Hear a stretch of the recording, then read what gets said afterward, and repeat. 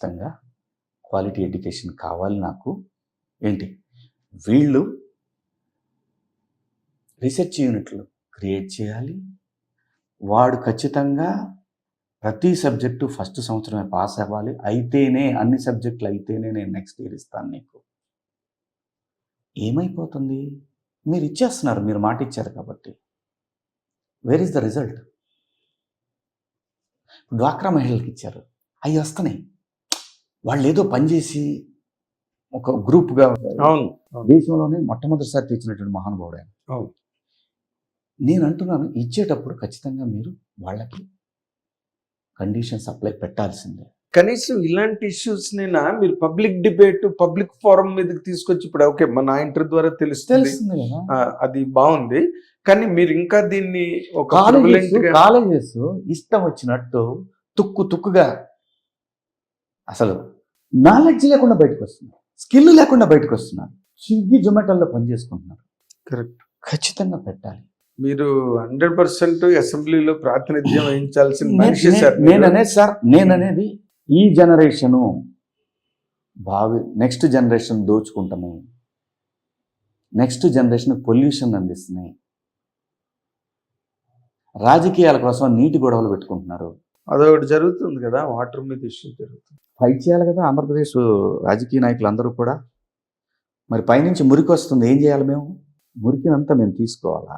మురికి రాకుండా చేయగలవా? పైన ఉన్న రాష్ట్రాలు చేయలేవు కదా. డ్రైనేజ్ ఎక్కడ రావాలా? ఇక్కడికి దొర్లుకొని మళ్ళీ కృష్ణా నదిలోకే రావాలా? అంతే. ఆ నీళ్లు మేము తాగాలి అని అడగాలి కదా రాజకీయ నాయకులు. నేను అడగట్లా, వాళ్ళని అడగమంటున్నాను. ఎందుకంటే ఓట్లు వేసాం కాబట్టి. నేను ఓటేసా కదా, అడగాలి కదా. వాళ్ళు కొండలు కొట్టేస్తున్నారు మన కళ్ళ ముందు. మనం చూసిన కొండలు ఒక సంవత్సరం తర్వాత కనపట్ల. మేఘాలకి కొండలు అవసరం చాలా, లేకపోతే వర్షపాతం ఉండదు కదా.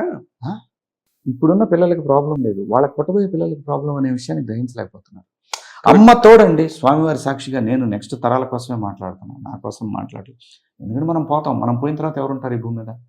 తరాలు లేదా ఉండేది. మీరు ఊహించండి, స్వాతంత్రం వచ్చిన తర్వాత ఈ దేశంలో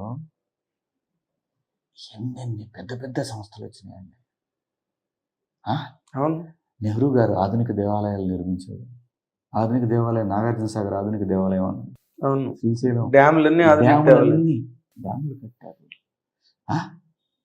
నీటిపారుదల రంగాన్ని స్థిరీకరించారు వాళ్ళు. ఈ జనరేషన్ మనం ఏమిస్తున్నాం? మనము రేపు తరాలకి ఏమి ఇవ్వబోతున్నాము? అదే వాళ్ళు అన్ని ఇచ్చారు కదా, ఇప్పుడు మనం ఏమిస్తున్నాము? మంచి థాట్ అండి. మనం ఏమిస్తున్నాం? నవరత్నాలు అనే కంపెనీలు ఇచ్చింది ఆ రోజు ఉన్నటువంటి ఆ జనరేషన్స్ మనకు భారతదేశానికి. బిహెచ్ఎల్, అవును, బెల్, ఎలక్ట్రానిక్స్ రంగాన్ని అద్భుతంగా డెవలప్ చేశాం. రాజీవ్ గాంధీ గారి హయాంలో మీకు కంప్యూటర్ యుగం మొదలైంది భారతదేశంలో. దాన్ని ఆంధ్రప్రదేశ్లో అందిపుచ్చుకున్నాడు చంద్రబాబు నాయుడు గారు. ఈరోజు క్వాంటమ్ వ్యాలీ చూడండి, అది మ్యాజిక్ చేస్తుంది, అది కూడా ఫ్యూచర్. నేను అంటున్నాను, బాబు గారు లాంటి వ్యక్తి చేయగలరు ఇవన్నీ.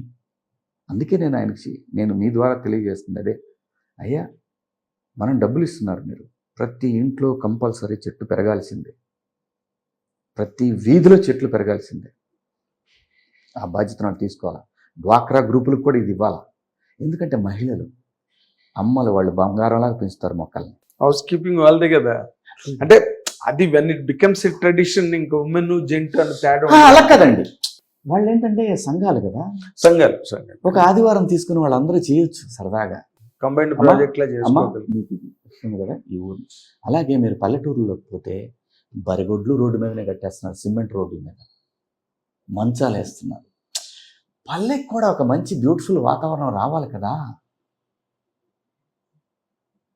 అడ్డదిడ్డంగా ఉంటాయి, ట్రాక్టర్లు రోడ్డు మీద వదిలేస్తారు. ఒక ప్రభుత్వం అంటే వ్యవస్థని గాడిలో పెట్టేటటువంటి ఒక ఉన్నత వ్యవస్థ. అది గాడిలో పెట్టి ఒక మెకానిజం అండి, ఒక మెకానిజం. ఆ మెకానిజాన్ని జస్ట్ అందరి మీద వదిలేయకూడదు కదా, అంటే రివ్యూ జరగాలి కదా. ఎపీజ్మెంట్ ఆఫ్ పీపుల్ అన్నది ప్రతి గవర్నమెంట్ అడాప్ట్ చేసుకుంటున్నారు సార్. అంటే ప్రజల్ని ఏ విధంగా లాలించాలి, ప్రజల్ని ఏ విధంగా బుజ్జగించాలి, సముదాయించాలి, అనునయించాలి, దీని మీదే కాన్సన్ట్రేషన్ ఎవ్రీ గవర్నమెంట్. వెదర్ చాలా బాధేస్తుంది అమ్మతోడు. అదేలేండి, నేను నా పూర్తి నిజంగా భగవంతుడు నేను నిజంగా కోరుకుంటుంటాను కూడా, పూర్తిగా ప్రకృతికి అంకితం అయిపోయే అవకాశం ఉంది నాకు. జనరేషన్ని కదిలించే అవకాశం ఉందని కోరుకుంటాను. అదొక ఇప్పుడు మీలాంటి వాళ్ళు ఇప్పుడు పవన్ కళ్యాణ్ గారు రాజకీయాల్లోకి వెళ్ళి ఒక ప్రభుత్వ హోదాలో ఒక అధికారంలో ఉన్నారు కాబట్టి ఈ రోజున రైతులకు విపరీతంగా సౌకర్యం కలుగుతున్నారు సార్ అక్కడ. ఎందుకంటే వెంటనే వాళ్ళకి కావాల్సిన డబ్బులు బట్వాడ అవడం కానీ వాళ్ళ మీద ఒక కేర్ డెవలప్ అయింది.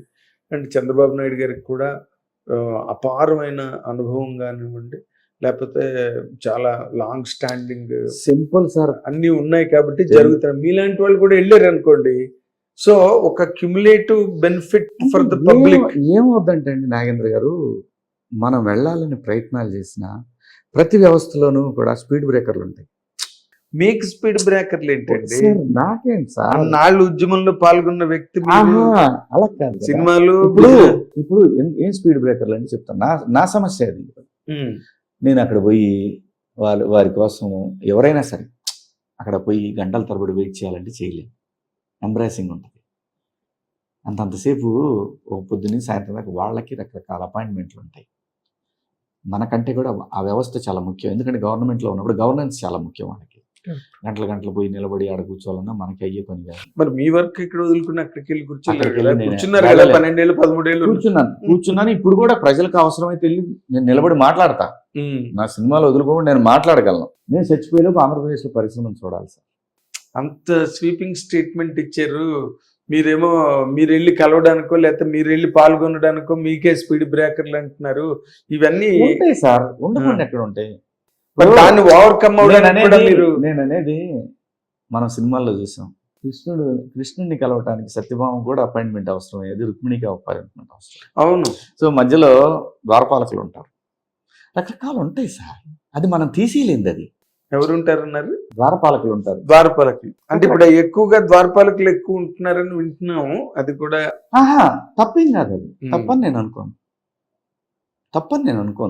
తప్పు ఎలా అవుతుంది? ఇప్పుడు నాకు కూడా 2 రెస్టారెంట్లు ఉంటారు. ఎందుకంటే అది ఉండాలి, తెలియాలి కదా.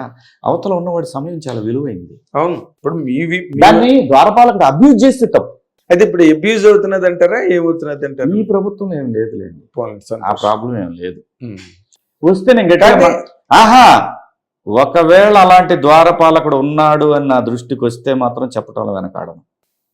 ప్రజలకి చెప్తాను, బాబు గారికి చెప్తాను. నాకు పోయేది, మీకు పోయేది ఉంది. పోగొట్టుకున్నది ఇప్పుడు పోగొట్టుకున్నారు. ఇప్పుడు మళ్ళీ కొత్తగా సినిమా ఇండస్ట్రీ నేనంటే రాజకీయాలు మీకేం లేదు. జీవితం పూర్తిగా తెలుసుకున్నవాడిని నేను. అదే అంటున్నా. ఈ రోజునైనా సరే నేను రబ్బర్ చెప్పులు వేసుకున్నా, చెప్పులు లేకుండా నడవగలను. నాకు ఆ ప్రాబ్లం ఏం లేదు. మీరన్నీ నేర్పింది. నాకు జీవితం అన్ని నేర్పింది కాబట్టి నాకు అలాగని చెప్పి అహంకారంతో పోయి కూడా నేను మాట్లాడే అంత మనిషిని కూడా కాదు నేను. కానీ ఎక్కడో మీలోని తెలియని ఒక హిట్ టీవీ యాప్, ఇందులో short news, live news, entertainment shows, movies, digital magazines తో పాటు మీ జిల్లా వార్తలను కూడా ఫ్రీగా చూడొచ్చు.